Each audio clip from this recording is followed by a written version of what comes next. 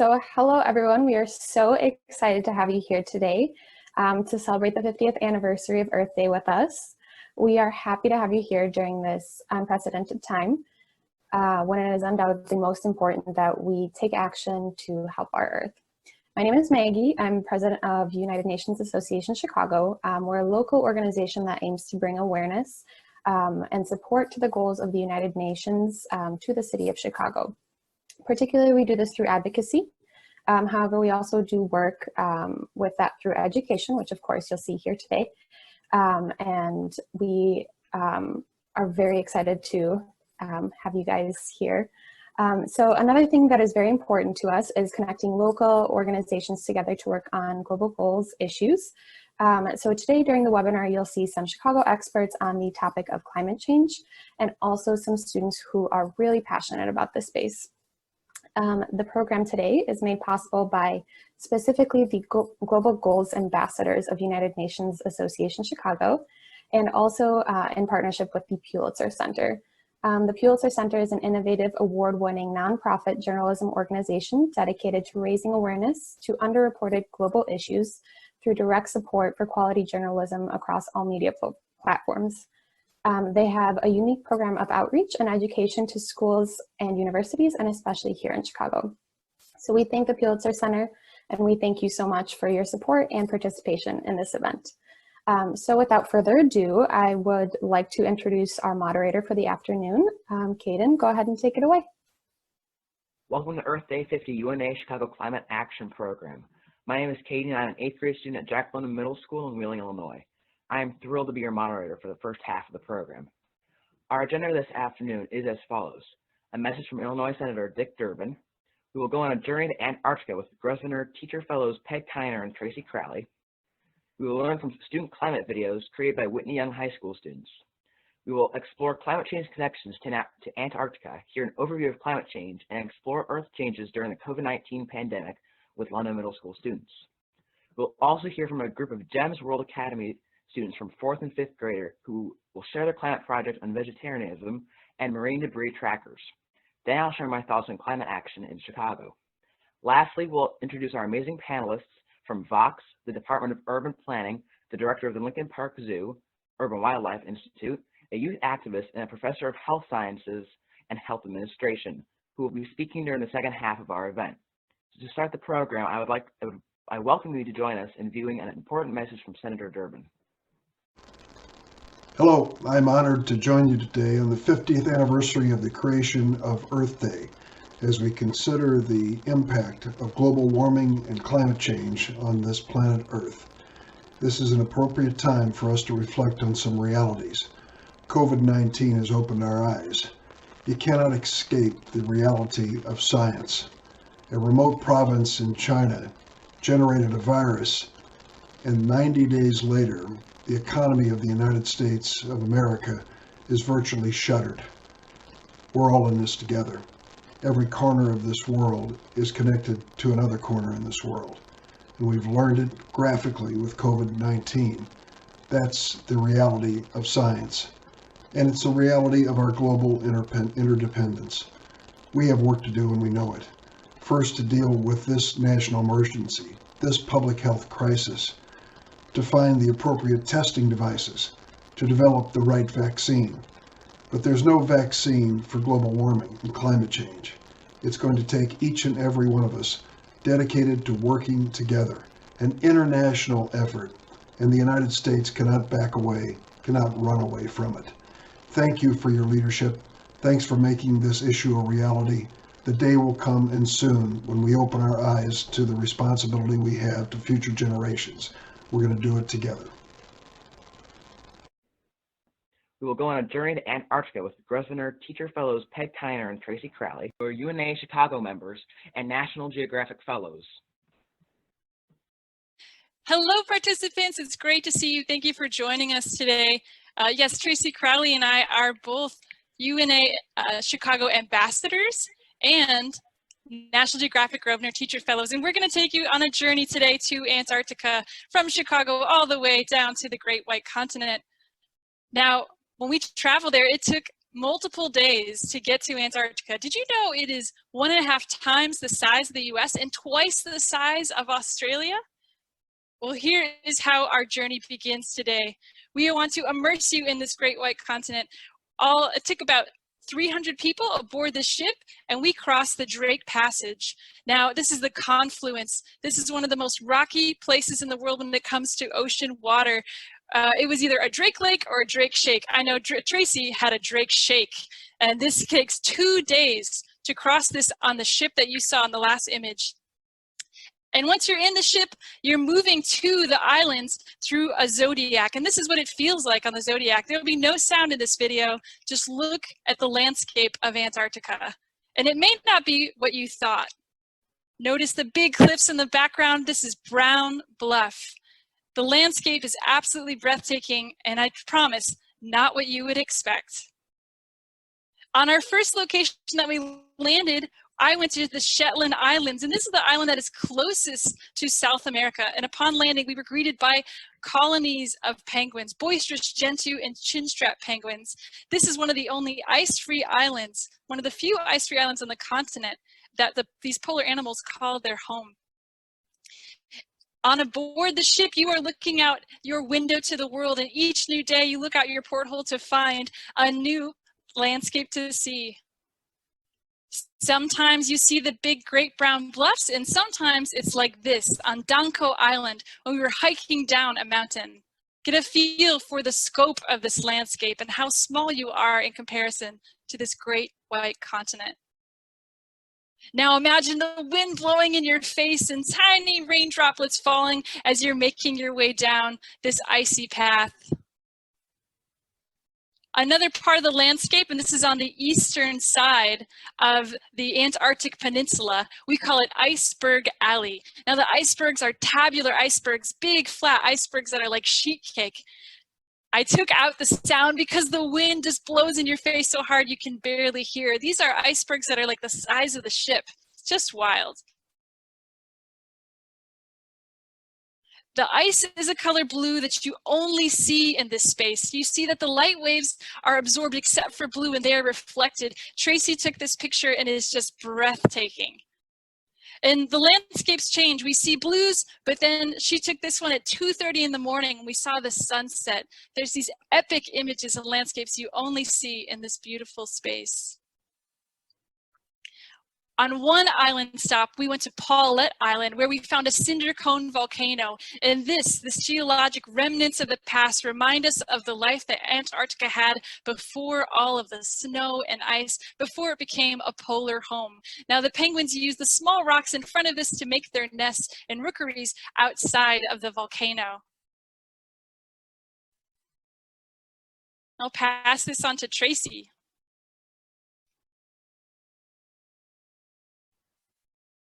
And with wildlife surrounding us in a vast, wild, and untamed environment. It is important to mention lichen when talking about Antarctica. Lichen only exists in pure, clean air environments and is an important part of the ecosystem.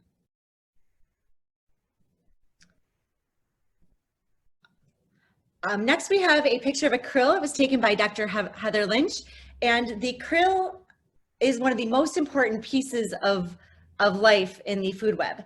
What the krill do is they live in the water and they eat, they nourish themselves off the bottom of the ice. So when ice is melting because of global warming, the krill don't have a way to get their food. And all of the wildlife in Antarctica depends on krill for its food. So if there's not a lot of krill, if there's not enough ice because it's melting because of global warming, there's not enough krill to feed the penguins and the seals and the whales.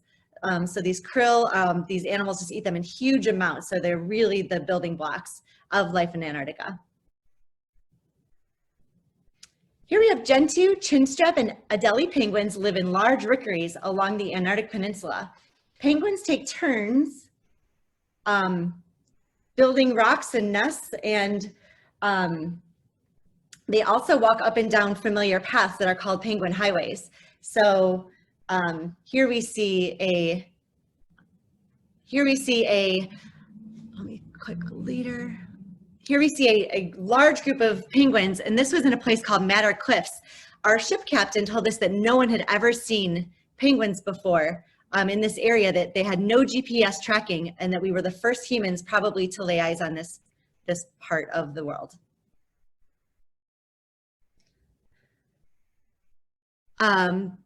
Here we have some penguins tobogganing. So penguins can't overheat, and so they slide on their bellies to get from place to place. Because of all their blubber, they need to remain cool.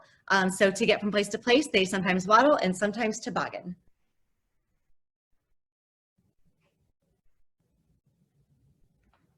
And here we have evidence of a penguin highway. They're going out to the sea to eat. Here's a shot from the ship where we just see these penguins in an untouched by humans world.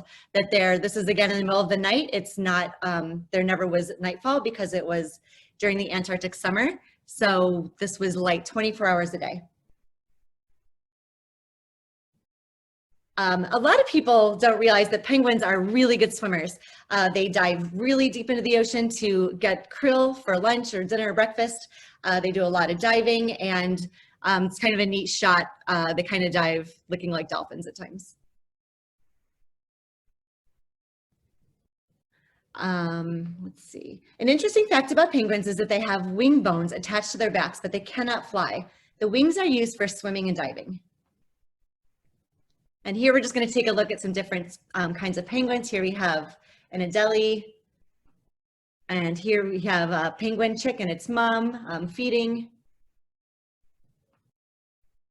We can see, we believe this was the dad keeping the penguin chicks warm. Here we have a great, beautiful, very rare to see emperor penguin. They're very majestic. The seals share their ice too.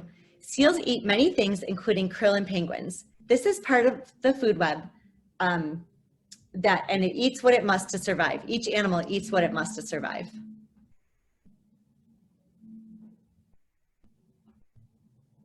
Here we have some Weddell seals.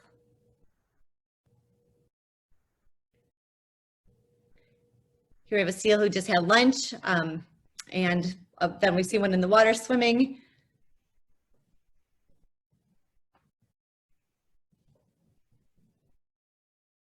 There are 5 types of whales that are visible in Antarctica. This is a pod of type A orcas, otherwise known as killer whales. They have this distinction because they prey on other whales up to 3 times their size.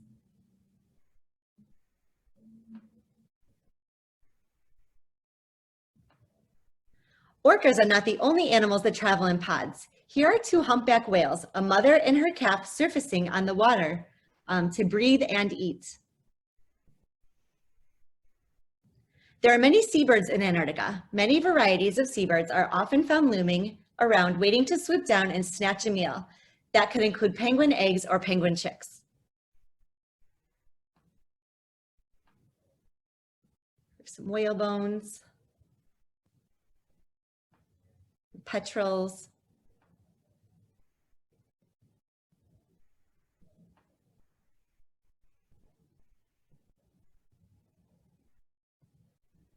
Antarctica isn't owned by any one country, but it is a place dedicated to science, research, and conservation.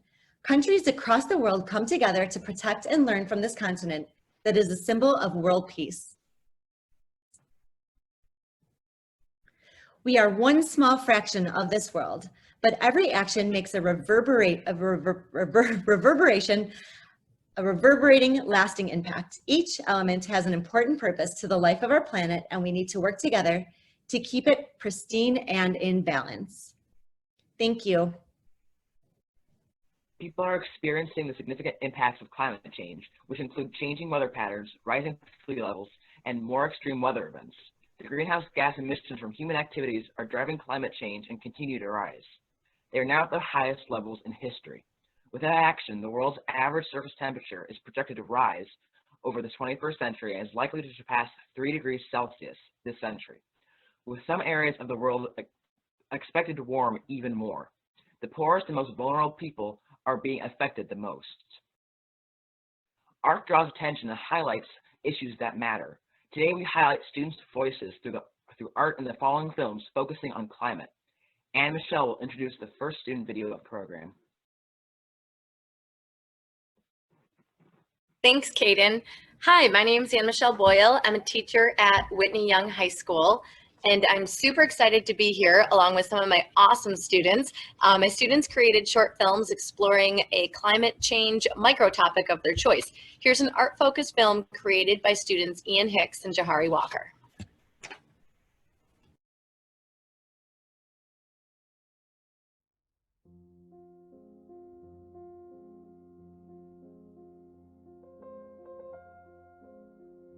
It's a tough thing to use painting to speak about environmental issues, but I think it's important that we all try to take whatever we're doing and talk about this issue because it's vast and important. I am Elizabeth Loftus, just finished the MFA program at the School of the Art Institute, and I'm a painter.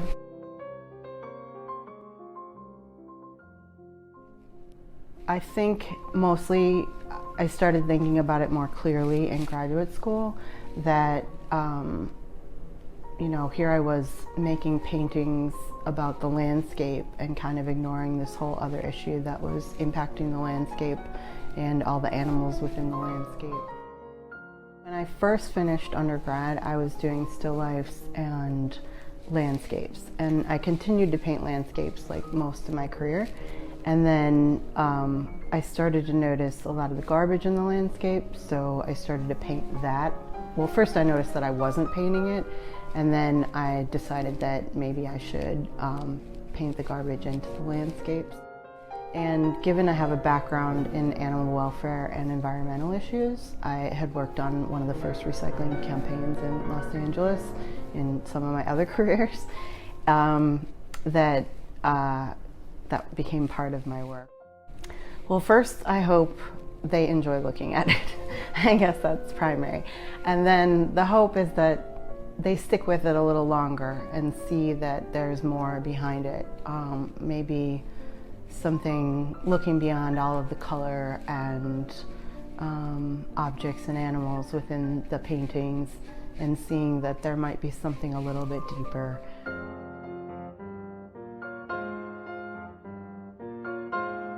All I want to do is promote thinking about maybe what we're buying and how much we're buying and using and consuming and throwing away.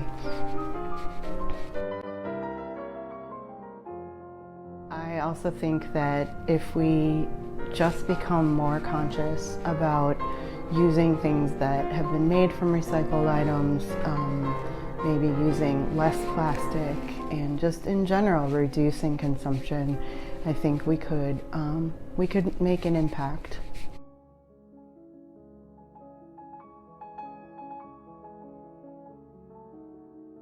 Well, I think I'm just happy that you're here and that we're talking about this, and that it seems that more people are interested in it and thinking about it. Thank you to both of those young men from Whitney Young High School. The following are student presentations about climate change in Antarctica and climate change in COVID-19. First, we welcome Natalie E.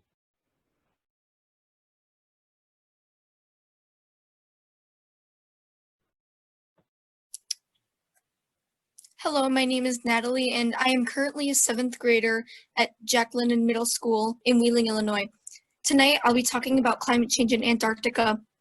And I'd like to start off by saying that although climate change has been a topic that is often talked about, mostly Antarctica, very few people actually take some kind of action to stop it or prevent it. In fact, according to the ASOC, although the impact of climate change in the Antarctic are discussed often in the media, climate change in the Antarctic is comparatively neglected or reported misleadingly.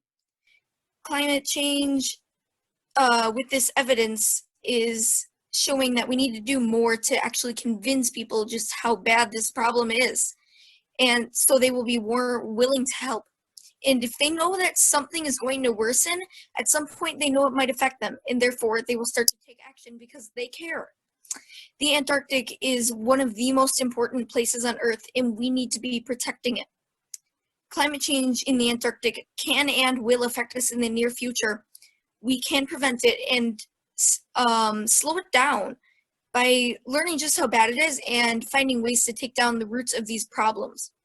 Climate change is meaning that the Earth, and Antarctica specifically right now, is getting warmer. In Antarctica, it's taking a huge, huge toll on the life there. The ice is breaking apart, melting, and therefore giving animals such as the Adelie penguins nowhere to live. If they're just out in the open, predators can easily kill them, which means more food, which means feeding more predators, which means they can get killed. So that means there will be less, and then they can die out, and more effects on the food chain will happen and continue happening for a long, long time. The other reason that we need the Antarctic very much is because we literally cannot live without it here on Earth. According to the WWF, the Antarctic is ice deflects some of the sun's rays away from Earth, which keeps temperatures livable. If we don't protect this ice, we as a human population will die out because it is no longer livable for us to stay on Earth, because these temperatures are so warm without it. And they're getting warmer right now. The ice melting has gotten so bad, in fact, that in only 9 days, about 2 months ago, 20% of an Antarctic island's snow actually melted. If we don't do something now, this will repeatedly happen until there isn't any snow left to melt. Alex Borowicz, who is a researcher at Stony Brook University, stated, and I quote, "Sea ice is really what brings all of the ocean life here together. If there is less sea ice, there's less krill, which means less food for the chinstrap penguins." And then we're talking about this food chain effect again. As I brought up earlier, the effects of this go on for a long time, which helping and restore and preserving the sea ice can help not only fight climate change, but fight for a whole planet and a whole species. If we can do that, then we can do anything. Because this is a big thing, we can do other big things. Even the small spit can do a whole lot for an entire species. So let's say that a company reduces the amount of greenhouse gases they use by 20%. That might not sound like a lot, but another company decides to do that too. These numbers will add up, and it will show that the smallest spit from one person or one company can really do a lot for all of us, and that's all.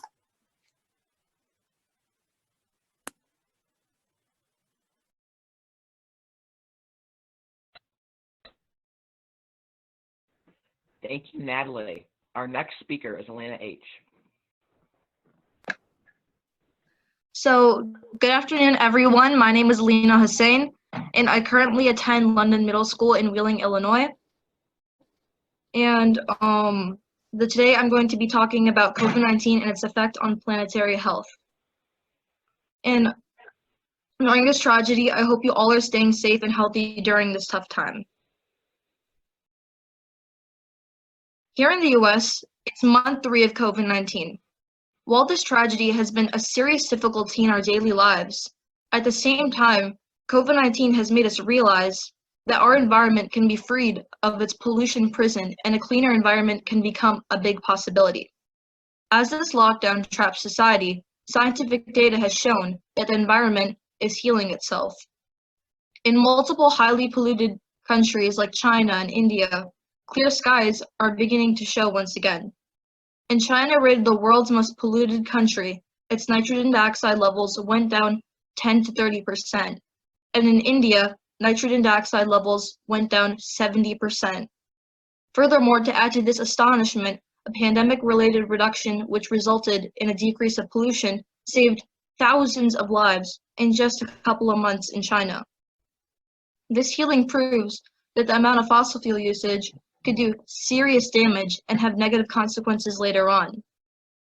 Excessive pollution not only proved to be dangerous for the environment, but is responsible for a great number of diseases that has had an impact on all species. As this pandemic continues, humanity has a clear choice.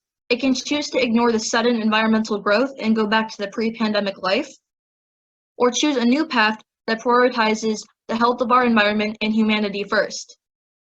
In contrast to the choices we were making before this pandemic, we should instead try to better our environment by prioritizing cleaner energy, less consumerism, and eco-friendly transportation alternatives.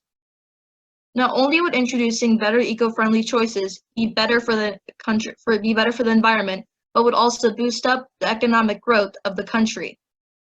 For example, a cleaner energy alternative can be a high-speed railway system.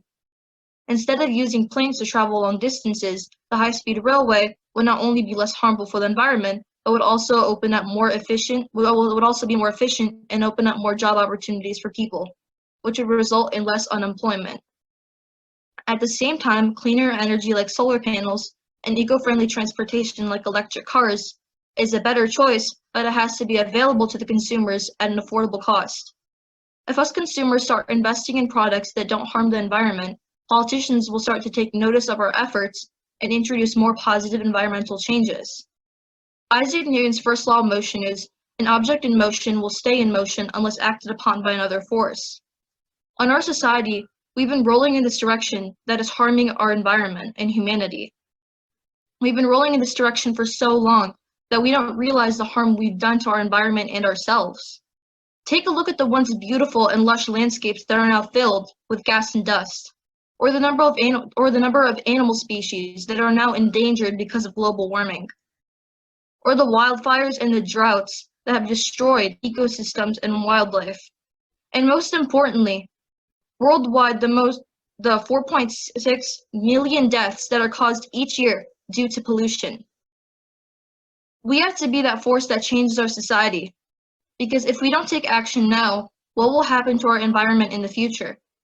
Before I end, I'd like to mention one thing. Change starts with you. Each and every one of us must do our part to achieve living in a healthier environment. We can't wait on our politicians and scientists to save the environment. Each and every one of us must do our part to decrease our carbon footprint in order to live in a greener and cleaner world. What will you do to become the force that saves the environment? Thank you. Thank you, Alina. To address climate change, countries adopted the Paris Agreement at the COP21 in Paris on December 12, 2015. The agreement entered into force less than 1 year later. In the agreement, all countries agreed to work to limit global temperature rise well below 2 degrees Celsius, and given the grave risks, to strive for 1.5 degrees Celsius. The following videos focus on the impact of industry on our climate, from cosmetic products to the way we eat, from the global spectrum to the global spectrum in Chicago. Welcome to Molly Clementi, Whitney Young student, in presenting her video. Hello, everybody. My name is Molly, and I'm a high school senior at Whitney Young. And during a climate change project in a global citizenship class run by Ms. Boyle, my partner and I chose to focus on waste in the beauty industry, whether that meant waste from containers like clothes or makeup containers. So in my video, you're going to see me focusing on Lush, which is cosmetics to eliminate waste and make the world a better place. So please enjoy. 300 million tons of plastic waste are produced each year, and 50% of that waste is made up of single-use materials. Especially in the beauty industry, most people don't think to reuse foundation or shampoo bottles because there doesn't seem to be a purpose. Even though the beauty industry does create less waste and volume than the food or beverage industry, the plastic challenge is more complex because we tend to use mixed materials and less frequently use post-consumer recycled materials. However, there is a way around plastic use while still having the convenience of proper skincare and cosmetics. Hi, I'm Molly Irene Clemente, and I work at Lush Cosmetics.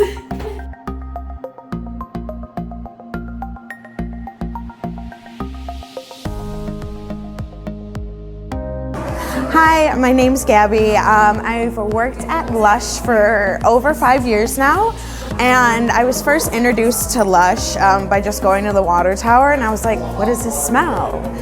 And I bought like a couple of bath bombs, but then I learned a little bit more about like what the company represented. I'm like, I would like to work there. So then I got a job as a seasonal sales associate, and now I am head of inventory and operations at the Michigan Avenue location.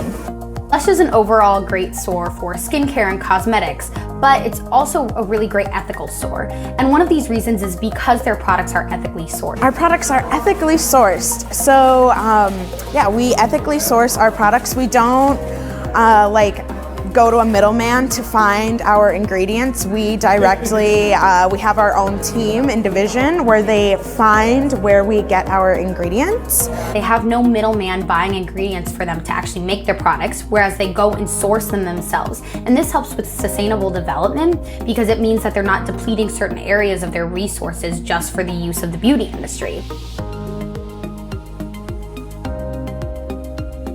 Lush also is really good at recycling. They have multiple recycling bins stationed around their store and also encourage people to come back in and recycle their old Lush bottles. So we have a black pot program where customers, if they bring in 5 clean, empty black pots, they get recycled again into black pots, and yeah, they get a free fresh face mask, so it's kind of an incentive to continue to recycle. But we encourage people that are like, oh, well, I brought these ones too, like just other random products that can be recycled. We take care of it too to make sure it gets recycled. Lush also does naked products.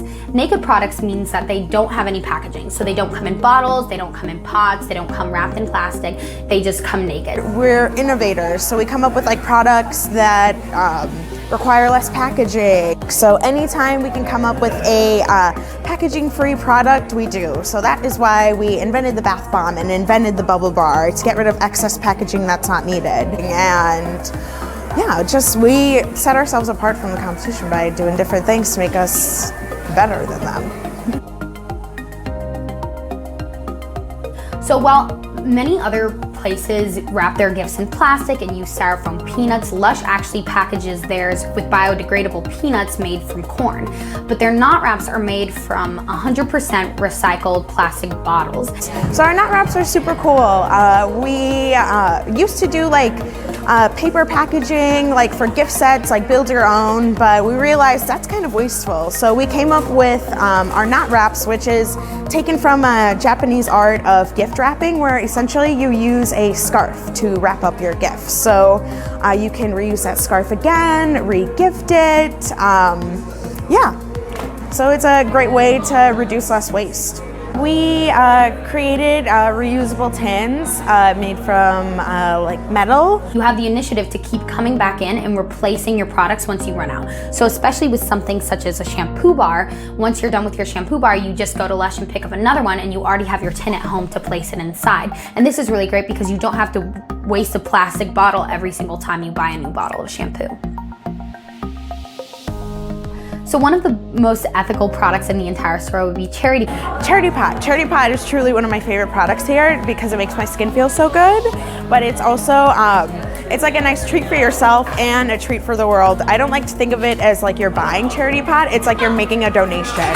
And the best part about Charity Pot is all of the proceeds that go towards buying that actually go to various charities, which you can see right on the label. And so not only is it a gift for yourself, but it's a gift for the environment. Is 100% of the proceeds of our Charity Pot body lotion go to different organizations. We help out all over the world. I think it's something really cool about this company in general. They were an activist company, so we have a quote-unquote soapbox that we have this huge platform and we use it for good. So we encourage customers to reduce, reuse, recycle, and we'll also, like during the climate change strike, during those 2 weeks we had like different like ways you can help out. So whether that was like texting a number to sign up and like support your change, or support, like advocate for like governmental change, we try to use our huge platform to create good. So we basically kind of have it all.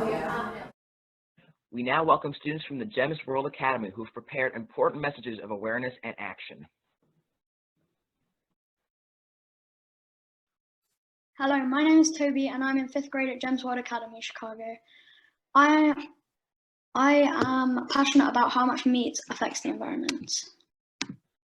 I got the idea to raise awareness and build a board game because eating meat is bad for you, but I didn't know it was bad for the environment. So I did some research and decided to raise awareness.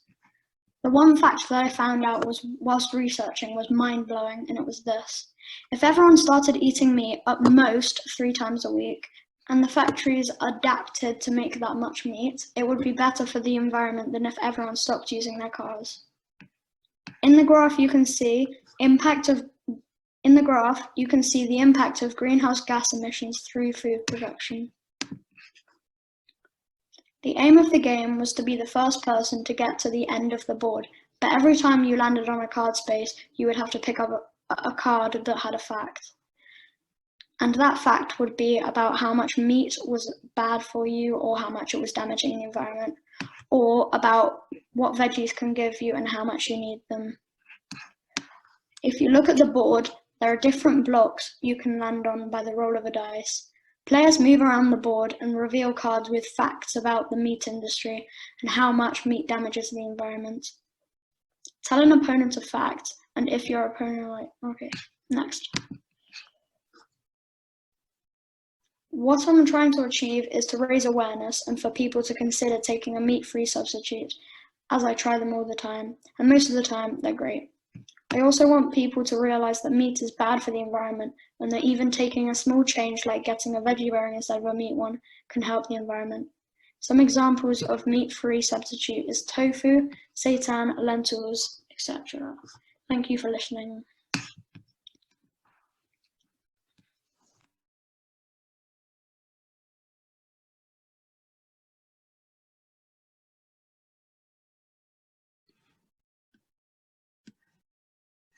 What's in our climate action project? I'm Sienna.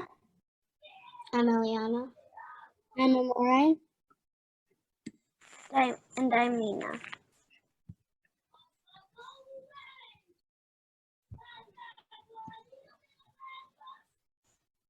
For our unit, we're looking into climate change and ecosystem interdependence. We chose to investigate plastics because they can easily get into water and food sources. Plastics emit greenhouse gases when they break down. We went to the park because we saw that there was a problem. There was lots of trash that people weren't picking up. We thought it would be good to help pick the trash up for our community and our planet. We went to many places and talked to people too. With our research, we made fantastic robots, writing pieces, and paintings.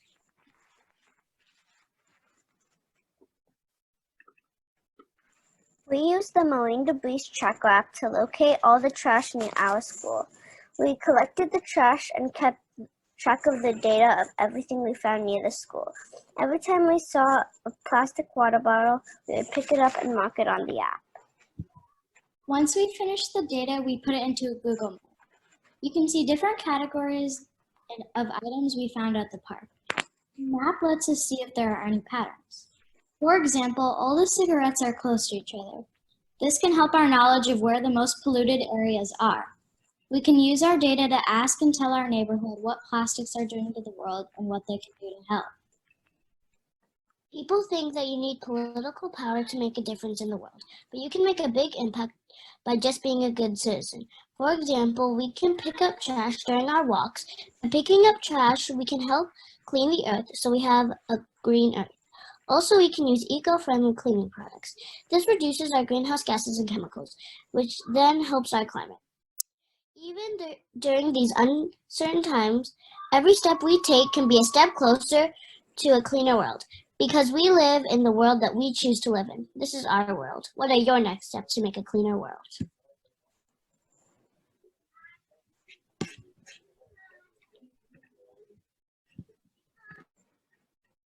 Thank you to those GEM students. Now I will be sharing some of my thoughts on how climate change affects Chicago and the Midwest. So I'm Caden, and I'm going to be talking about how climate change affects Chicago and the Midwest. So let's start out with the basics. What is climate change? So climate change, also known as global warming, is when the average surface temperatures rise on our planet. This is primarily caused by our use of fossil fuels, which release carbon dioxide and greenhouse gases. Do you ever sit in a room with a window and you can feel the sun on your back? That's greenhouse gases, and that shouldn't be occurring. Some may wonder if climate change is even real. Some folks believe that it isn't. However, government organizations and experts such as the EPA, NASA, and the NOAA concur that it is real and that it is a problem. So something that climate change can cause is rising water levels. In the summer of 2019, water levels in Lake Michigan were submerging parts of walkways and parts of beaches. One concerned citizen from Chicago asked, how will climate change continue to affect Lake Michigan?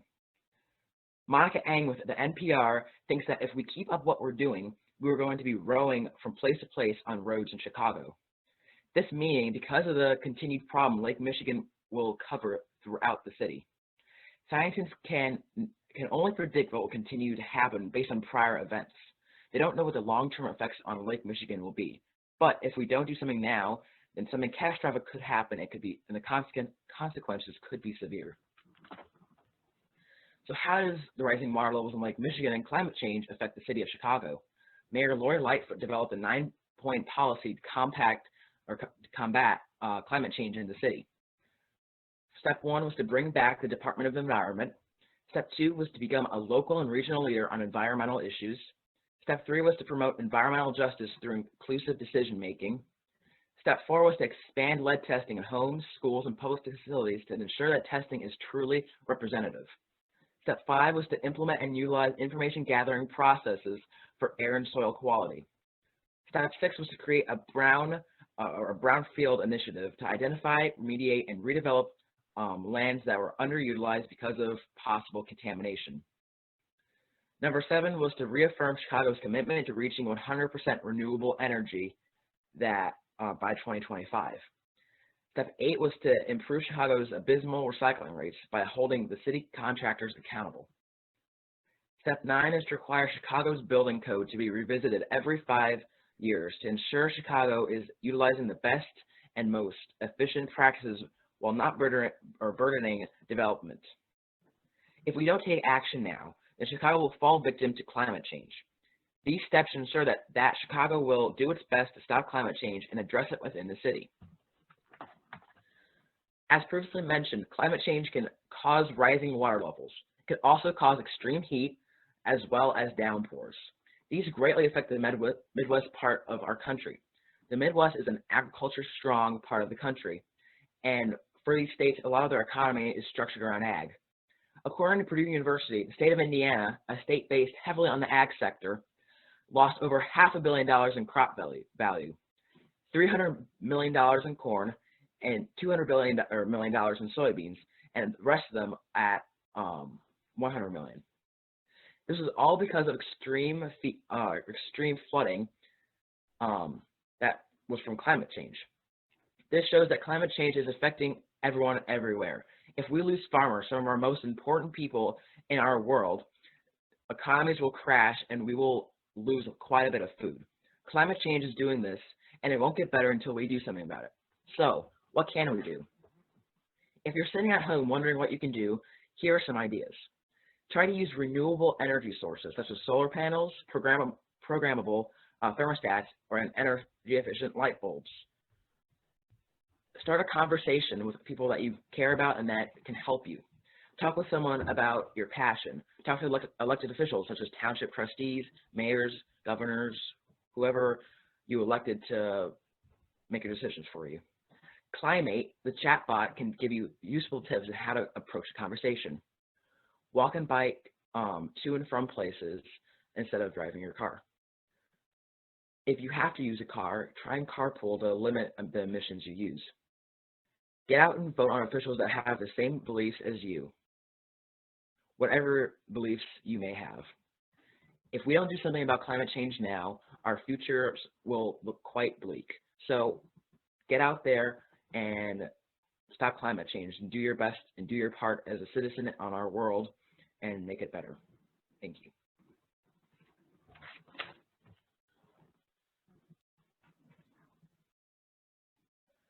We now welcome Aiden Lorenz, Whitney Young High School student, in presenting his video. Thanks, Caden.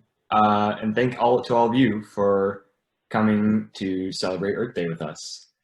For my Global Issues project that I created at Whitney Young, I'm a junior at Whitney Young, I made a video about Priuses and exploring how environmentally friendly they really are.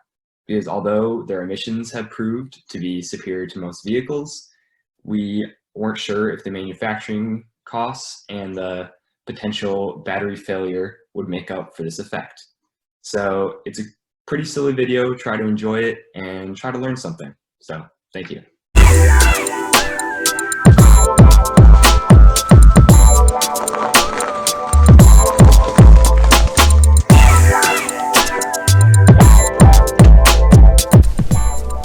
We all discussed the validity of hybrid vehicles and the validity of their ability to save this dying planet.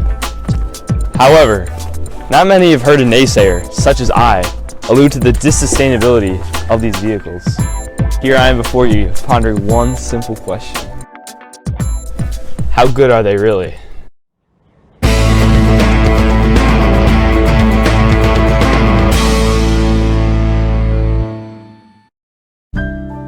The Toyota Prius is known widely for being the first commercially successful hybrid vehicle. But what is a hybrid? Hybrids are cars that have an electric motor and a gas engine to propel the car forward. By using a charge taken from the grid, less gas is burned by the car itself, allowing reduced emissions for the vehicle. Some, like myself, opt for more iconic, patriotic, classic gas-guzzling truck. As an American, I take pride in my truck. Who cares if it's less fuel efficient? The added utility, being able to haul huge loads across the country, makes a compact pickup truck the perfect vehicle.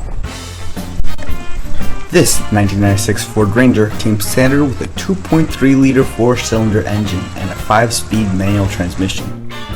The Ranger gets approximately 21 miles to the gallon, but at 2,900 pounds, it weighs much less than the Prius.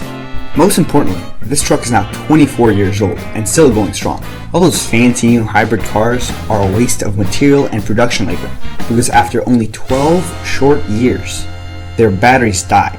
So let's find out if hybrid vehicles are actually good for the environment by comparing it to this here real man's truck.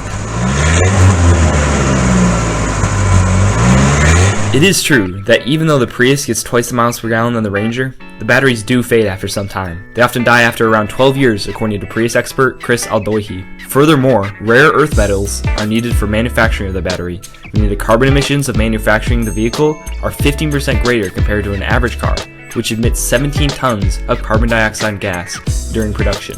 All this along with the fact that not all electricity is clean electricity. Coal alone accounts for 45% of the US's electricity production, and that starts to paint a different picture for the Prius. Being a lighter vehicle, the Ranger took less materials to manufacture than the Prius, and those materials have less of an impact on the environment. The more technologically advanced Prius uses more copper and silicon that are sometimes acquired through potentially environmentally harmful mining. The nickel hydride battery on this Prius alone produced 22 pounds of sulfur oxide emissions. You fail to mention, however, that when driving, there's no question that the Prius absolutely obliterates the Ranger in terms of reducing emissions. The Prius emits 217 grams of greenhouse gases per mile, nearly half of the Ranger's 423 grams per mile.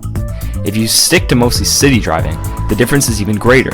The constant starting and stopping means the electric motor is being used more frequently than on the highway, where high speeds mean the motor cannot output significant power to propel the vehicle.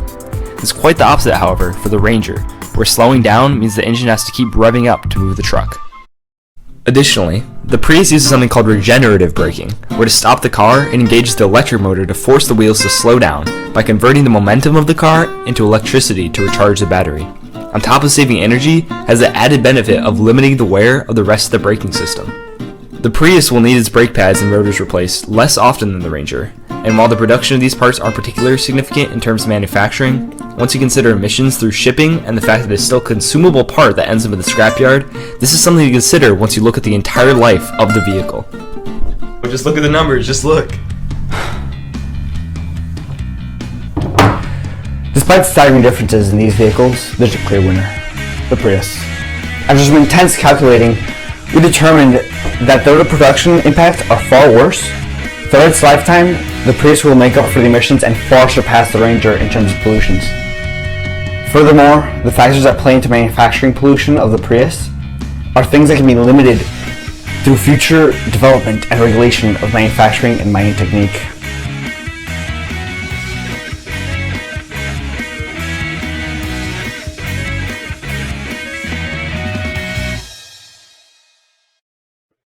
Thank you, Aiden, and thank you to all the Whitney Young students for these creative and insightful videos.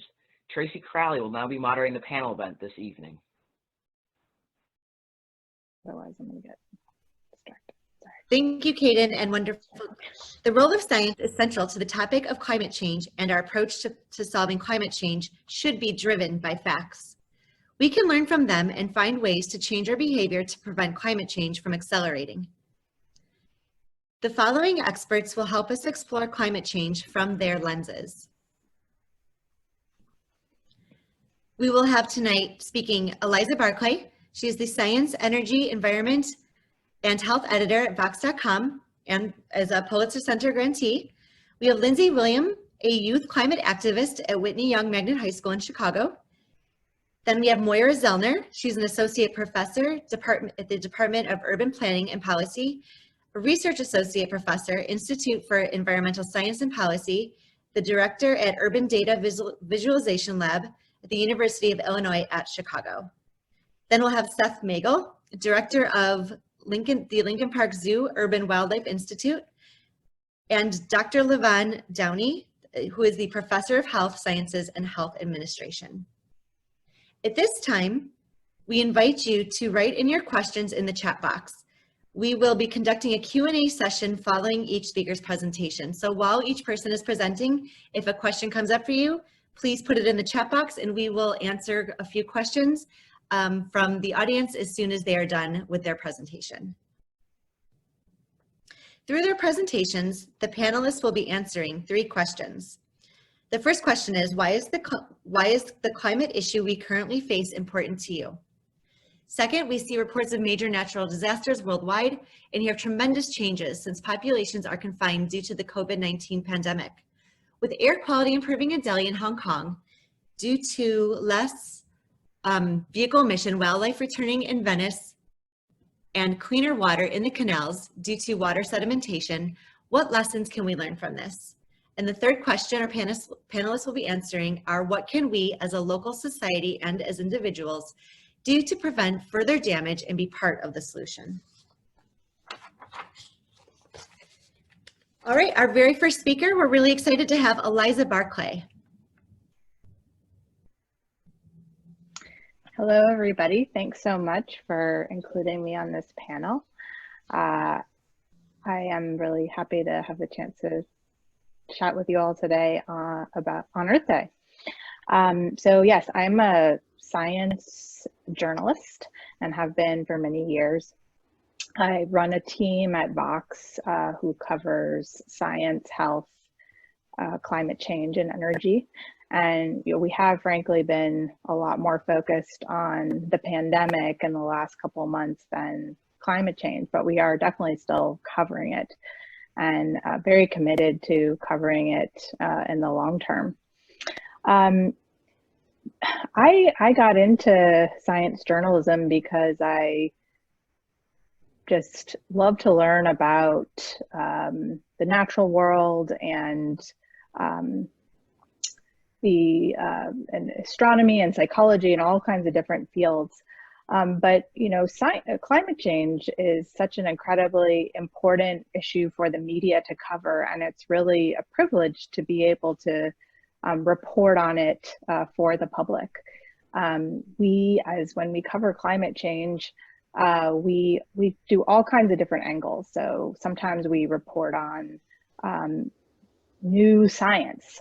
So when we learn about things like how quickly the sea ice in the Arctic is melting, if scientists have taken new measurements, we might report on that.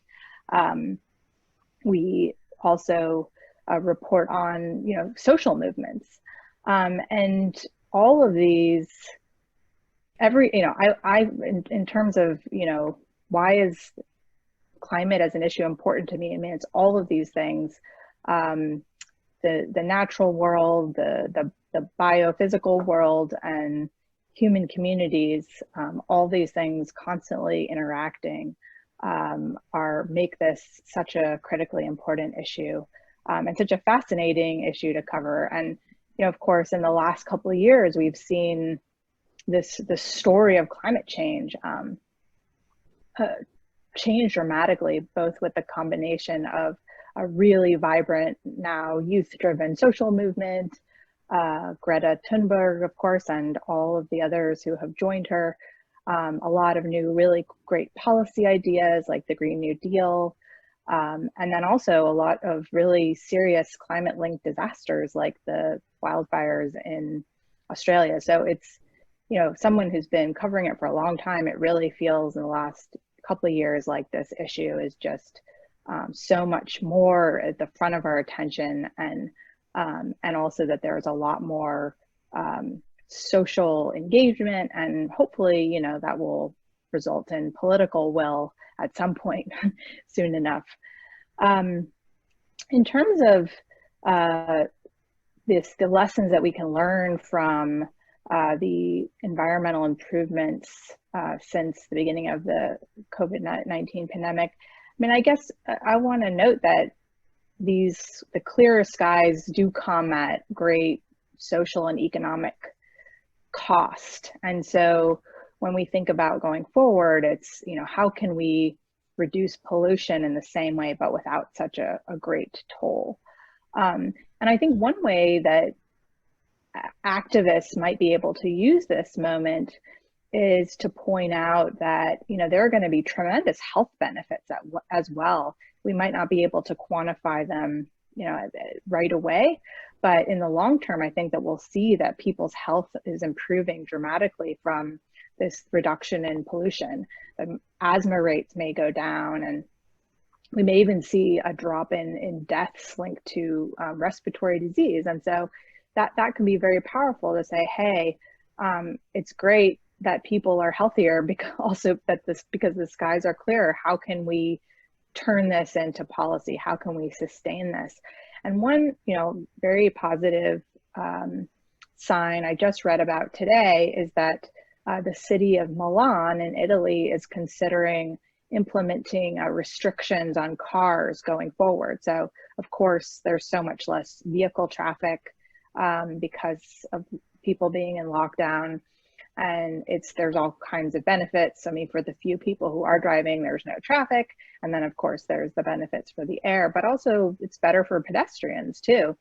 And so they're looking to turn this into a long-term thing where certain streets are going to be closed down to cars.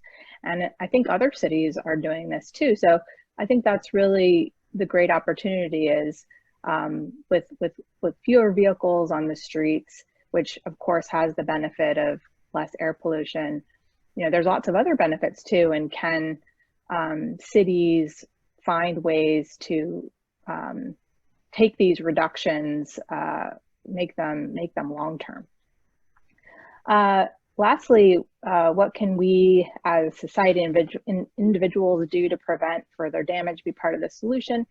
You know, I think a lot of great suggestions were already mentioned. There's, I think, you know, as a nation that we are one of the highest meat consumers of meat in the world.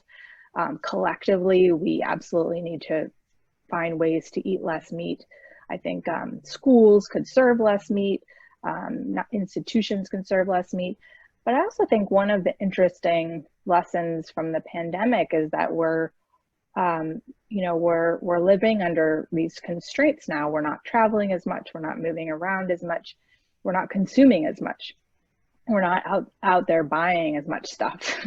And some of the stuff that we might have been buying, maybe we didn't need it that much. And so I think, you know, we're kind of practicing now. Of course, it's not voluntary, but we're practicing kind of lower consumption, and we're living under these constraints. And some of us, you know, are adapting to it more easily than others. Obviously, some people have lost their jobs, and that's, you know, not a great result at all of this. But I think that there's lots of ways to think about how could we perhaps going forward be consuming less overall. I think there's some scientists who've said that if everyone just consumed 20% less, then we could get huge reductions in emissions that are linked to climate change. So I think this is a great opportunity to think about what comes next after this pandemic. Maybe I don't need to buy as much stuff. Maybe I don't need to eat as much meat. Maybe I can just consume less overall. Thank you, and I look forward to answering your questions. Wonderful, thank you so much. Our first question is from an anonymous attendee, and it says, "Hi Eliza, how do we save the forests in the Amazon?" Wow, that's a tough one. Yes, I worked on a project this past year looking at some of the most important trees for climate change, and we did focus on one particular species in Brazil. I mean, it's these things are difficult from far away. If we're not living in the Amazon, it's hard to have a direct impact, but there are some fantastic organizations, and I want to mention one in particular that's called the Coalition of Rainforest Nations, and I highly recommend you check out their website. They do a really great job of working with local communities who live in the forest who are under pressure from, let's say, soy farmers who want to cut down the Amazon and to grow soy to feed cows. So just learning about these organizations working on the ground and supporting them is one great option. But also, as I just noted, you know, but some of the pressures on the Amazon are for the beef industry. So maybe we could also eat less beef, and that would help too. Wonderful. Our next question is from Dr. Candace Thompson, and it says, why is it that some people believe climate change is a non-issue, a hoax, or doesn't pertain to them? Well, there's of course a lot of messages, or that message that climate change isn't real. It's out there. It is a message that we've heard many powerful politicians in the Republican Party push out. We know it's a kind of a theory that circulates on the internet, and it's being pushed by people who don't want to reduce fossil fuel use, among others. And it's a tough one. I think it can be hard to argue with these people because they're very set in their ways, and it might not even be worth it, but rather just emphasize the opportunities. I think the thing about climate change is also a huge opportunity to increase clean energy and create a lot of new jobs. And I think if we focus on that, it's better than just trying to argue with people who deny climate science. Okay, we have 3 questions that all revolve in about 2 minutes. Can you just share real briefly about your Super Trees project? Yes, absolutely. So this is a very special project that the Pulitzer Center funded. We knew that trees in tropical forests provide really these amazing benefits to the whole world, and that those of us who don't live in tropical countries, we don't necessarily appreciate how important these trees are for making it rain, and which affects the weather of the whole continent. Also, these trees are storing carbon in ways that protects the whole climate, or the whole global climate. And so we wanted to do this project to really highlight, to focus on 3 specific tree species that we just thought were really magical and special.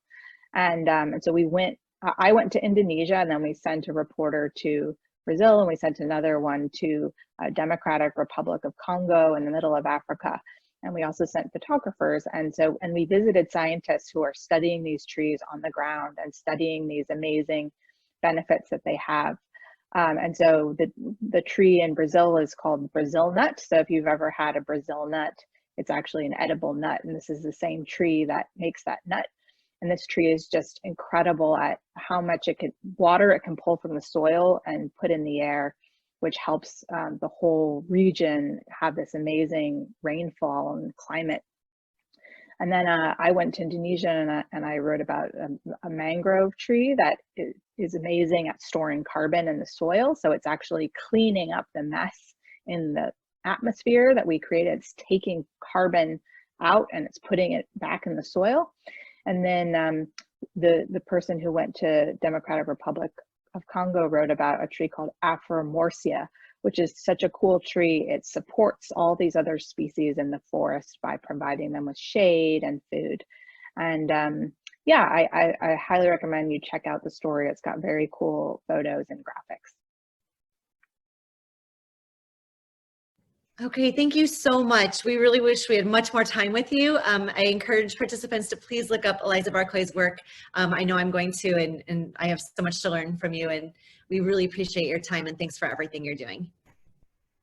All right, now we're going to move to the next presenter, who is our climate activist, Lindsay Williams. She's a youth climate activist and a Whitney Young High School student. Hi everyone, thank you for tuning in, and I'm really honored to have this opportunity to be here and speak as a climate activist. So climate change and the environment is important to me because growing up, I've had a lot of amazing opportunities to be involved with science, and a lot of my family members are teachers, so I was always exposed to STEM and learning. And for the past 2 years, I've had the opportunity to work at Lincoln Park Zoo as a zoo intern, and then on their Conservation Ambassadors Board. And so given those two experiences, I've learned a lot about how science intersects with people and why it's so important for people to know about what's happening with climate change. And so to me, as a climate activist, I believe it's really important to expose people and have the conversations focused on climate change because it's such a huge issue. I really believe in, encouraging my classmates or having those tough conversations about what can we do, what's happening, and what can we learn about more. And then, so given what's happening recently in the world with COVID-19 and then everyone being in quarantine right now, it's really important to continue to stay tuned into the news and everything that's happening around the world. And I think what we can learn from what we're seeing in the environmental changes is that, it is possible for us to make change. The fact that we sadly have been forced inside has shown us that things and the earth is willing to kind of bounce back what it once used to be. I feel like we should take this, as many other people have said, take this as an example and an inspiration for us to become more politically active and to start pushing our Congress members and our aldermen and those public officials that we have elected into office into and pushing them into taking action and passing legislation that would help with this issue. I know in Illinois right now in the Senate and in the House of Representatives, they're looking at the Clean Energy Jobs Act, and I hope that this current situation will put into the limelight why Clean Energy Jobs Act is important, and it just further emphasizes how the world is changing and we need to change with it. And then finally, for the last question of what do I think we can do as a local society and as individuals to prevent further damage and be part of the solution, I really encourage everyone to think about kind of where they are in the world and then what privileges do they have as people and what can they do to help, what kind of can their voice have. As a student and as a Black woman, I've seen that there's a difference in ability with a lot of people. Growing up on the south side of Chicago, I know that a lot of my peers and people who come from, my side of the city don't necessarily get the same opportunity as I have to be, an intern at the zoo for 2 summers and be president of the zoo's Conservation Ambassadors Board. And so that's really highlighted to me that there's a privilege that I have, and I want to take that as an individual and empower those around me because we're all affected by climate change to make a bigger difference. And then as a society or, a collective group, I think that we should all challenge ourselves to become more active, to be more vocal on social media or in conversations at family parties and, when we're just hanging with friends, because even though climate change is a serious issue, it's something that's constantly happening. It's constantly taking place. Things are constantly becoming worse. So even though it's serious, we need to think about it at all times. And if we feel like we can have that conversation with our friends and with our family, I think that's something that we should really try to do, because then as a whole group, we can support each other, become more vocal, and to call upon our elected officials to pass the legislation and to change regulations that need to be changed in the U.S. Wow, thank you so much, Lindsay. Some questions here. We have our first question from Alexia Henderson. And how do you encourage other youth, to get involved in the climate change movement?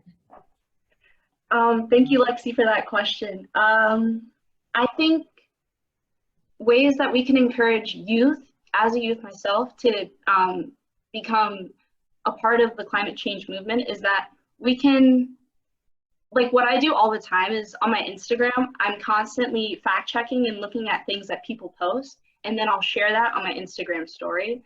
And because I have a couple hundred people following me, they also see it too. And most of the time I don't include the caption, so then people are kind of encouraged to tap on it and learn more. And I feel like that's a really great way to get youth involved in it, because social media is such an easy way that you can share information and encourage people to have conversations about it.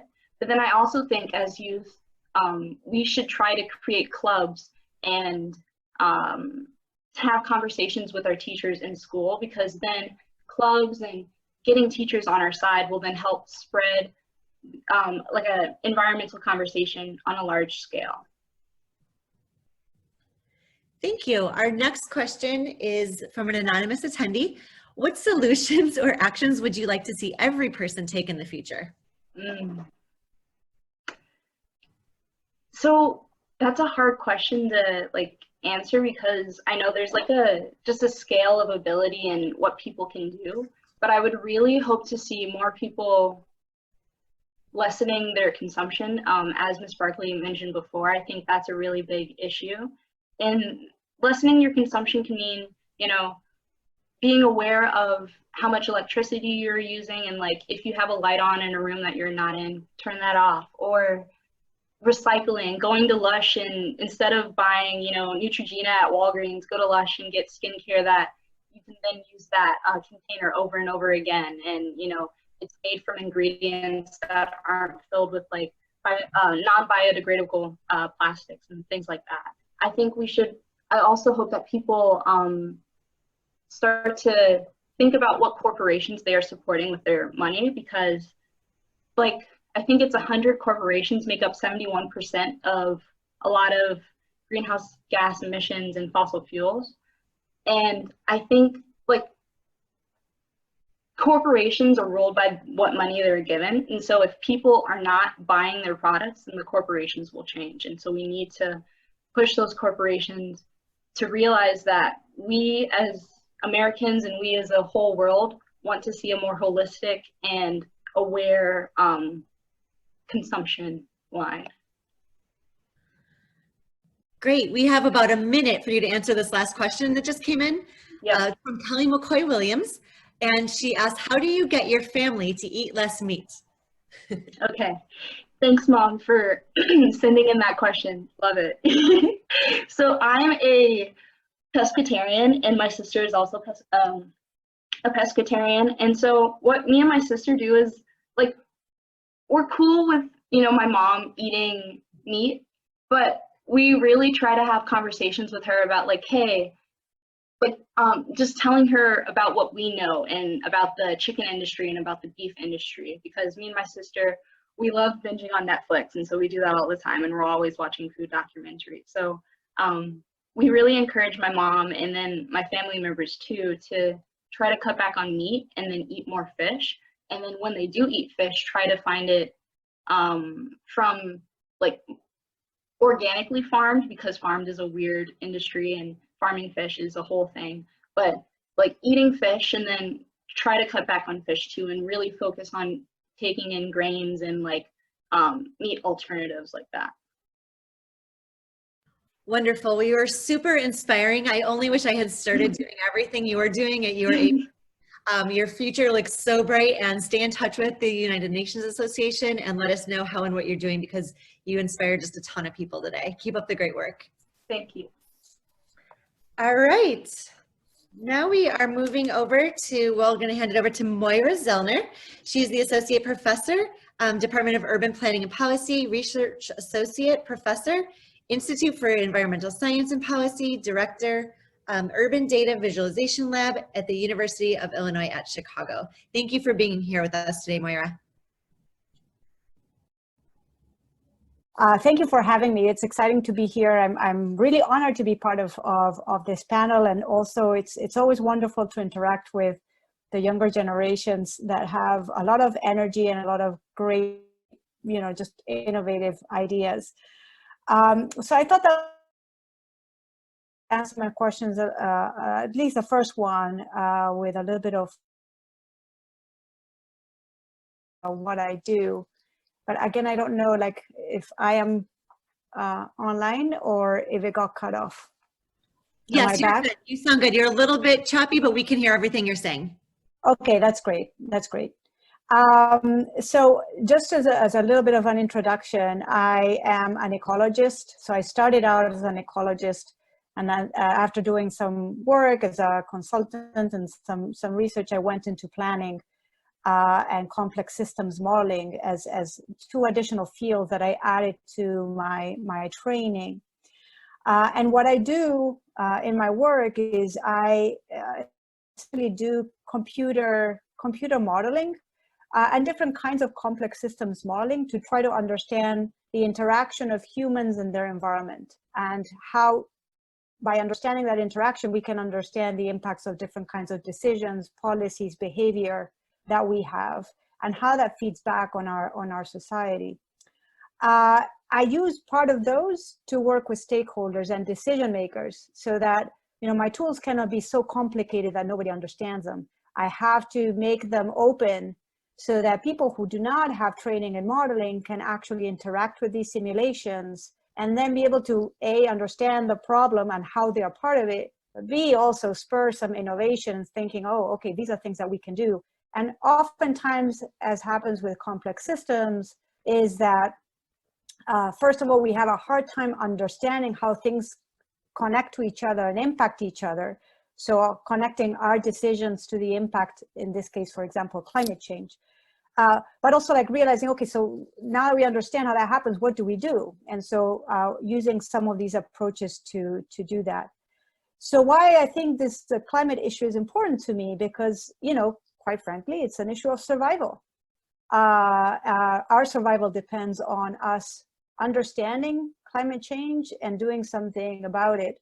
It's happening faster, as time goes by.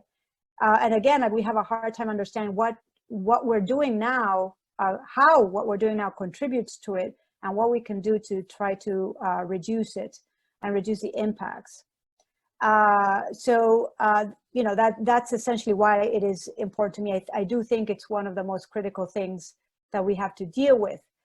And now, of course, in the middle of the pandemic, who cares about climate change? Well, I think that there's a lot to learn from the coronavirus pandemic.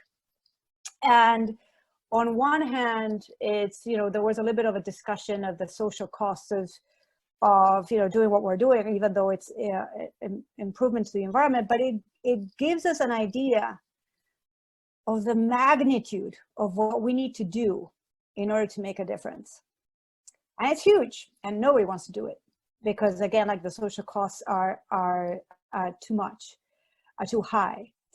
But what I also notice, and it's part of the work that I try to do as I work with stakeholders, as I teach my students, is that we tend to emphasize so much on reducing emissions. And I'm not saying that we shouldn't. We should reduce emissions, and we should consume less. But we also have to look at the other side of the system, which is capture and sequestration. So there were some questions about trees and such, and trees are not going to be enough, but we definitely have to do something with trees. But there's a whole other side of the equation that we really need to pay attention to, which is this carbon sequestration and greenhouse gas sequestration, or just putting it away, like getting it out of the atmosphere, getting it out of the oceans, which is, of course, thermodynamically very difficult. But I think that there's definitely a wide area there to explore. And I think that there's money to be made, because it is a service that can be provided. And so if we could actually try to market that in some way, I think that there's a way out of this conundrum. The other lesson that I think that we are learning from the pandemic is what happens when we don't prepare. And so we didn't really prepare for a pandemic, and here we are, having this meeting virtually, among many other things that are happening virtually. We're not preparing for climate change. We're not preparing to do something about reducing climate change or slowing it down. And we're going to have similar kinds of impacts, and they're going to be even more massive than this pandemic. And so I think that this is an opportunity to really convey the message that this is what happens when we don't prepare with enough time. Everybody was saying for decades, this is coming, we didn't prepare. Same thing with climate change. We need to prepare, and we need to prepare not just for adaptation. Think, okay, well, sea levels are going to rise, so be it, like just build walls. No, we've got to do something to actually reduce the speed at which climate is changing, and hopefully, reverse some trends, although I'm not sure to what extent that's possible. So what can we as a society and individuals do to prevent further damage? So as the prior panelists were saying, engage, engage, and engage. This is what gives us hope and inspiration. I see a lot of political apathy, from people. So I'm also a reluctant activist. I had to kind of get engaged in specific, issues in my community that had to do with environmental and public health. And we tend to not engage maybe for two reasons. One is because we think we don't know enough, and the other because we think public officials are doing their job. Neither of them are true. So on one hand, we know enough. We know more than enough to get engaged. And on the other, public officials, most of them are doing their job, but maybe they're not as informed. Maybe they're only listening to the most powerful voice because we haven't really spoken up. And so I think that we really have to get very much engaged in that sphere.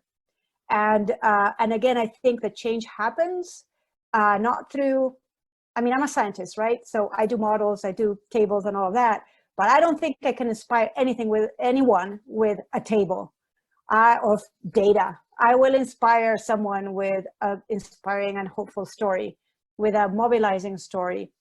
And I think that is what anyone can do in different ways, using different tools. But that would be my first recommendation. And the other is, let's get together and come up with ideas, invent things together, making it relevant to our collective stories. So I think that those would be like my two main recommendations in terms of what we can do individually and as a society. Thank you. Our first question is from, I'm so sorry if I don't say this correctly, Mo Wahoo Saiful Mabarak. As a researcher, how do you see climate risk in the future? Is it getting worse or human has opportunity to move to a better condition? And how do you think about carbon trading? Is it effective? Okay, that's a great question. So I think, what we're seeing is that it's actually not getting better if we don't do enough. So there are certain things that we are doing to, so I don't know if you're aware of the Project Drawdown. If you're not, you might want to look into it. It's a wonderful compilation of different projects across the globe that have to do with, different solutions for climate change that are being implemented with some quantification of the impacts that they have. It's a start. We're nowhere close to where we need to be, but it's a start. And I think that it provides, again, inspiration for things that we can do. But the climate is changing, and it is like, it's a huge, massive train. So you can't stop it, what's the expression, on a dime? You can't just stop it right away. It's gonna have its momentum. And so we need to do a lot of work after 200 years of just emitting like crazy. We can't stop it in a year or 2 or 10. We've got to do a lot of work, and for a sustained amount of time to turn this train or this ship around. I think that there's definitely opportunities, and using markets are very powerful organizing tools for action and for the allocation of resources, including pollution. It is not effective because we haven't institutionalized carbon trading. Mostly it's like voluntary. So unless we make it really part of the institutions of markets that we normally deal with contracts, etc., that have to be, respected, then, it's not going to work very well. But there are a lot of efforts, both for carbon, but also say for stormwater, that are, can make it work, and people are studying how to implement it in practice and more broadly. Thank you. We had a question, but it disappeared, so I'm not sure. Is this it? Oh, here we go. It's here. Okay, so this is from Dr. Candace Thompson. It's hard to get people to understand the importance of this. How do we make it meaningful to them without putting people off? I simply don't think they understand how critical the issue is. Yeah, nobody wants to be like, oh, that person that is a downer to everybody else, right? At those parties, when you're meeting with people. I think that the way to do it is very gently, and making it relevant to them. And so not being, accusatory or anything like that, like, how dare you, behave the way you do. No, that is not going to go very well. But, just engaging in a conversation at a level that is relevant to them. There's also a wonderful project that I want to make people aware of. It's called the 51% Project. I think it's based in Boston. And there was I think that there was an earlier question about this. Actually, the majority of people now are concerned or very concerned about climate change. So definitely over 60% of the population in the US now believes that climate change is an issue. And there's only a very small fraction who really think it's a hoax. Also in the scientific discourse, it's already like 97% of the studies show that there's consensus about climate change.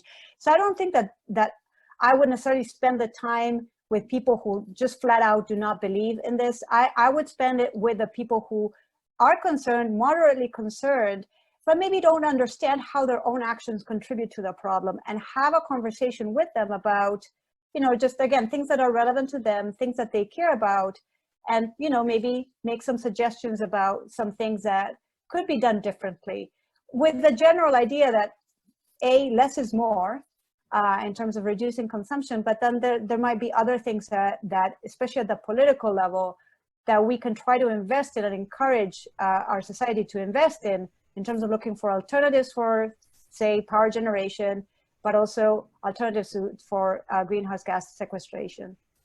Well, thank you so much. This was really inspiring. I loved your message of engagement and hope, and there are things we can all do, and thank you for highlighting that, as well as teaching us some amazing new information. Thank you for being here, and happy Earth Day. Thank you. You too. All right, we're going to move right into Seth Magel. Seth is the director of the Lincoln Park Zoo Urban Wildlife Institute. My name is Seth Magley. I'm the director of the Urban Wildlife Institute at the Lincoln Park Zoo. I'm not a climate change expert. I am a wildlife biologist, but I'm going to talk to you a little bit about how climate change may be influencing non-human species, wildlife and animals, and especially animals who live in cities where most people now live. So I'm concerned with animals. Animals aren't the first thing people think of when they think of climate change, but they're affected by climate change just as we are, maybe more so.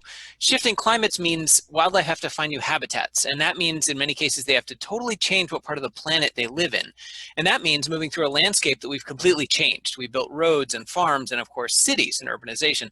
So we have to start to ask the question, as the climate shifts, will animals be able to make these changes and these movements? And most of the time we don't really know the answer to that question. And that's why we have to study how animals interact with urban environments, which species thrive and which struggle, and how we can build cities that allow for animals to move through and even survive within them. Climate change is only one of the struggles that wildlife face on this planet. We have changed this planet to really be a place for people as we've urbanized it so rapidly, but animals find and make use of this urban space. And on a changing planet, we're going to see more and more of this. We're going to see animals evolving, adapting, changing their behavior in order to survive as we modify our environment, as we change the planet. This can be a cause for celebration or concern. It depends on how we interact with these animals and what sorts of interactions we create with our actions. So the Lincoln Park Zoo, where I work, our vision is to inspire communities to create environments where wildlife will thrive in our urbanizing world. So we're trying to do the research necessary to help people and wildlife to coexist on a planet that is warming and urbanizing and changing in 1,000 other ways. So that's really what I work on most of the time. These slides are really just for fun. I thought you would enjoy looking at urban animals more than looking at my face. So you can sort of advance them periodically. It's not really at a key moment or anything. Oh yeah, that's a great photo. So in response to the second question, which was about natural disasters and improvements and air quality improving and wildlife returning with the COVID outbreak, people are definitely telling a lot of stories about seeing wildlife in new places, and some of them are very dramatic, like people talking about seeing coyotes on Michigan Avenue. So as a wildlife biologist, I can tell you it's definitely possible that wildlife who are going about their daily lives are noticing that people are a little more scarce. They might be shifting their movements around a little bit in response. They could be using a street they wouldn't usually use because it's less crowded now. They might be staying active later in the day than they usually would because people aren't around. And scientists like me are excited to collect data on that as soon as we're allowed to leave our homes again, to try to find out how much this is happening, how much animals really are modifying their behavior in response to our change in behavior over the last few weeks or month. But I think there's something else going on here that's much more important probably than these little shifts in animal behavior that are probably happening. And that is that we're all staying home without, in many cases, as much to do. Things are quieter. I think that's important. There's not as much cars, there's not as much noise. So I think what's happening more often is not that there's really animals in new places. I think we are now noticing the animals that have been there all along, who were previously just sort of not visible because of the din of human activity. And I like to think of that as possibly a nice silver lining to this horrible pandemic. It's obviously hard to look for bright sides when our lives have been horribly affected by a devastating disease, but I'm a little bit encouraged to think that we might be able to take this time to reflect on the fact that the cities we live in are full of life. They're full of animals, they're full of biodiversity. Cities are a form of nature. No matter where you live in a wild place that you share with animals. If we want to protect those animals, and I believe that we do and should, then all of us need to learn how to live on a changing, warming planet together. So that leads me into this third question about what can we as a local society and as individuals do to prevent further damage and be part of the solution. So, and again, my answer is going to come from an animal perspective, a wildlife perspective. There's a lot of things we can do to make our cities more hospitable to wildlife as the world changes. One kind of simple thing you can do, no matter where you live, is you can take a look at how trash is stored around your house. Wildlife that become dependent on human garbage as a food source much more often come into conflict with humans, which doesn't usually end well for the people or the wildlife. So it's best for everyone if your trash is securely stored before it's picked up by the garbage truck. So you can always take a look at your dumpsters, your garbage bins, make sure they're in good working order. Animals, raccoons, rats, whatever can't get in there. If you have a yard, there's even more you can do. You can plant native plants that help local insects and pollinators. There's a lot of resources online to help show you how to do that. If you live near parks or nature areas, not everyone does, but if you do, you can probably volunteer to help keep them in good condition for wildlife. You can also help scientists to learn more about local wildlife using a lot of different apps, for example, like iNaturalist, eBird, Seek is a great app that helps you identify plants. You can use them to record what you see in your neighborhood. Scientists will then use that information. There are also websites like Chicago Wildlife Watch is one that I run that lets citizens be a part of research to understand urban species. If anyone wants to check that out, just go to chicagowildlifewatch.org. So those are some things we can do as individuals. As a society, I think the challenges and the opportunities are even greater, and Dr. Zellner talked about some of this a minute ago. as I said previously, we've always thought of cities as a place for people. That's why we built them. We built them to be a home for us. The wildlife that show up have always been thought of as an unexpected and often unwanted side effect. When we've thought about animals at all, we've kind of thought of them as protected somewhere else, out in nature preserves or national forests, far, far away from humans. I think we need to change this idea completely. On an urban planet, conservation has to happen not just in the wilderness, but also close to home. That's the only way we'll be able to protect all the diversity of life on an urbanizing planet. And so that means thinking differently about how we build cities. It means connecting ecologists like me with urban planners and architects and developers to build blueprints for what's the type of urban development that might think about animals and people together, that might think about minimizing conflict between them while creating a space for animals and people. So that's what we're trying to do at the Urban Wildlife Institute. We're trying to collect the research that would help us build a blueprint for more wildlife-friendly cities on a planet that is warming, urbanizing, and changing in 1,000 other ways. This picture here, it might look pixelated. It does look pixelated. The reason for that is this is a mosaic we created of an image of a coyote that we created from other images of urban coyotes from our study. So all those little boxes are tiny pictures of coyotes. And I like to illustrate this to show that there's tons of urban animals in our cities, including coyotes and other exciting things.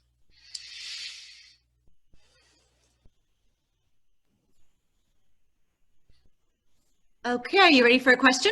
Sure, let's do it.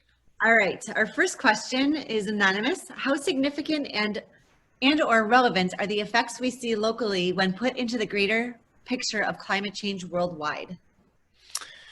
Yeah, I mean, this is sort of a fundamental question about the way the world works, right? It's like the local effects add up to become the global effects. And scientists like to ask questions like, are the effects that we see locally the same effects other people are seeing in their local cities? So again, with my wildlife lens on, my animal lens on, this is why we collaborate with dozens of other researchers in other cities, and we're constantly comparing notes to say, oh, you know, we're seeing this effect with our skunks or with our birds. They're doing this differently than they used to. Are you seeing that too? That lets us to start to get an idea of whether the trends that we see locally are truly global, or is it just some kind of weird effect that we're only seeing in Chicago, for example. This is kind of a new approach to the way we've been doing this urban ecology work that we do, but it's been very, very successful to date. So I think we need to network science at a bigger level to be able to really answer that question. Sure. Okay, another anonymous question. What can we do to help the animals in our yards and streets? And I'm also curious if there are any endangered animals here in Chicago. Yeah, those are both great questions. So typically the really rare and endangered species don't really do well in cities. That's why they're rare and endangered. If they were really good at living in cities, they'd be doing fine, but there are exceptions. So if and when the Lincoln Park Zoo ever opens again, it will. What you will see if you go there and you wander by the children's zoo is there's this big colony of birds that are not part of the animals in the zoo. They're just wild birds that happen to enjoy living in trees at the zoo. Those are black-crowned night herons. It's an Illinois state threatened species, and that's their largest colony that remains in the state, lives in the trees above the Red Wolf Yard at the Lincoln Park Zoo. So yeah, there are some of these stories of rare, endangered, threatened species that do make a home in cities. And if we learn about their habitat needs, we can make this happen more frequently, which I think is going to be critical. The first part of that question was, what can we do to help animals in our streets and alleys? I think the first question, of course, is we have to decide which species do we want to help, right? Nobody really wants to help us have more rats or mosquitoes or something. That's not something any of us are looking for. So we need to decide what are those species that really we would like to be a part of our urban landscapes, and then we understand their natural history, how they live, how they eat, how they find mates and shelter and all of that, and then we can start to do that. Some of those, I touched on some of the easier answers, like securing trash is always a good idea. Planting native plants in your yard, if you can, tends to be a good idea. Some species are going to require more particular approaches, which is why we do the work that we do. But there's a lot of good resources actually you can find online about this, about helping to conserve and manage urban biodiversity.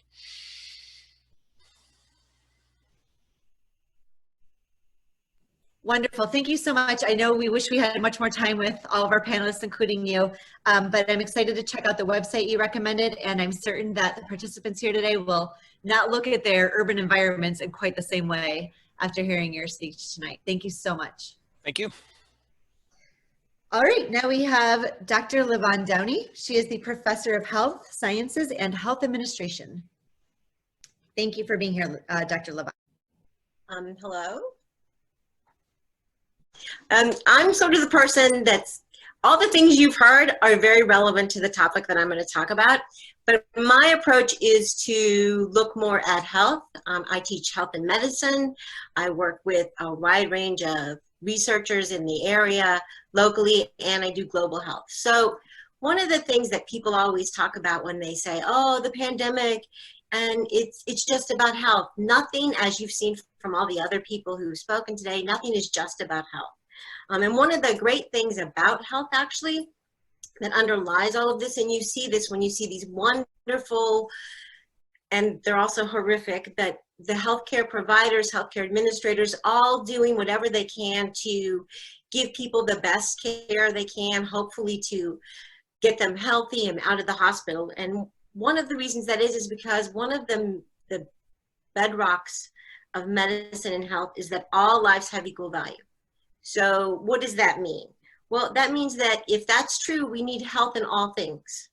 And one of the things that has been pushed before this and will be pushed after this is we want to create a one health system. And you're thinking, what does that mean? And why do I care about this? We're going to take care of this pandemic and it's all going to be fine. Well, one of the reasons you can care about all of this is because, as you've heard from Senator Durbin, 12 hours, any virus, any issue can get to us. And that's a big problem. And as you've heard from a lot of the other panelists and Senator Durbin, all these issues, whether it's wildlife, clean air, water, good government, all of that is very connected to our health. And when you put climate change into there, it's what we call a threat multiplier. So any problem we have or issue we have in the world, especially with health, is going to be multiplied times 10 in some cases based on that. One of the things to keep in mind is when we talk about COVID-19 is that it's a virus. And to sort of go on what our previous speakers talked about, viruses come from animals. So there's a long range, this is just another sort of entity that we've dealt with. So HIV, Ebola, Lyme disease, that's something that most of you have heard about. Measles, which is the most contagious virus, that's something that most of you get a vaccine about. All of this is about and occurs because COVID especially, because we've altered our lived environment. And what does that mean? And sometimes you don't see it here, but it's happened. So let's look at Lyme disease. We have Lyme disease where we have it because we built outward. So developers built further and further out from the cities.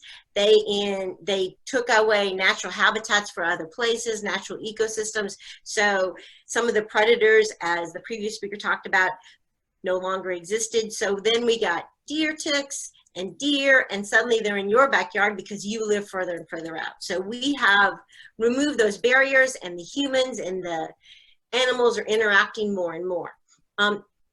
One of the things we also see is that whenever we create worse environments, so if we have more air pollution, then the impact of these viruses is going to be worse on people because we already have a compromised health system. If we don't have a healthy access to food and healthy food, then whenever people get sick, also they're compromised. One of the things you also hear about is, well, we'll just get rid of all those bats because COVID-19 started because bats their habitat was destroyed, and then they were brought to markets and they coexist and commingle with people that they wouldn't normally do. And then you get the virus passed from animal to animal and then to humans. So again, it's this long chain of interconnectedness that impacts your health. And as you can probably guess, about 60% of all infectious diseases in humans are from animals.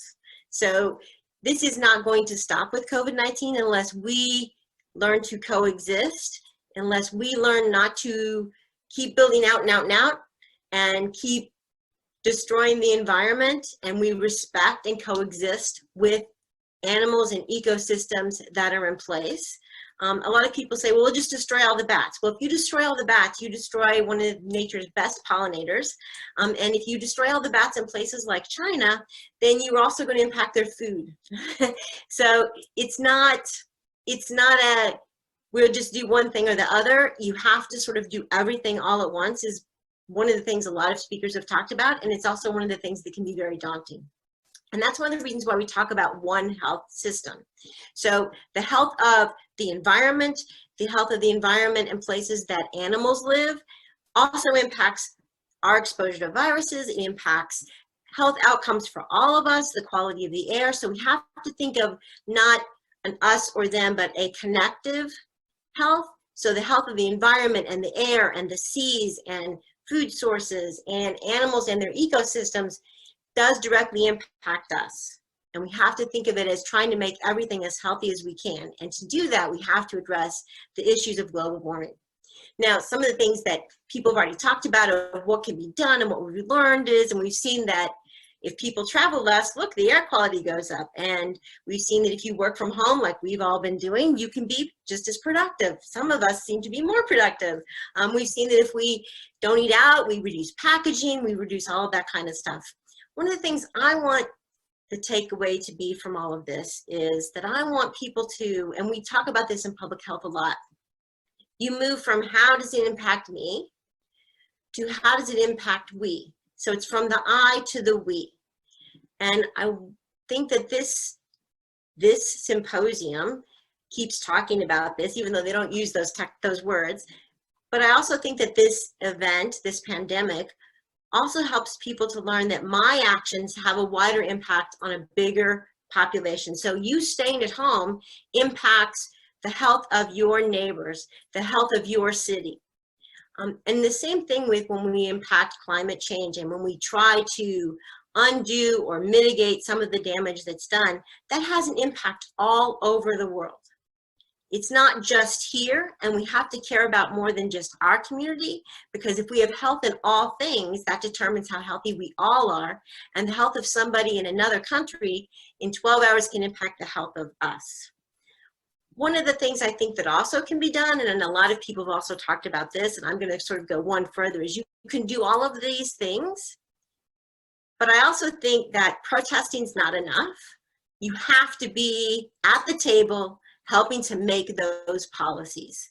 So some of you need to get elected, get appointed to boards. You need to be at that table with your great ideas. You need to help start writing that legislation, because that's some of the stuff that we've done in global health with NGOs, with impacting, having relationships with senators and Congress people and people who administer some of these policies, is you help write those policies. You help push those policies that will move things forward. But you have to have a seat at the table. You have to be an activist that's not just on the streets, but you also have to work towards policy. And some of the previous presenters have talked about a range of policies, and those are great. But you got to be that voice. You've got to be pushing so that we can get change, and so that we can actually have this transformation of I to how does it affect we.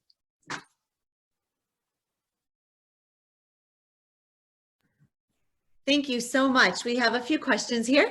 The first one is from Dr. Candace Thompson. I attended a conference last year where the presenters stated that climate change has impacted the permafrost, which could potentially release viruses that we have not yet experienced. Is that possibly correct?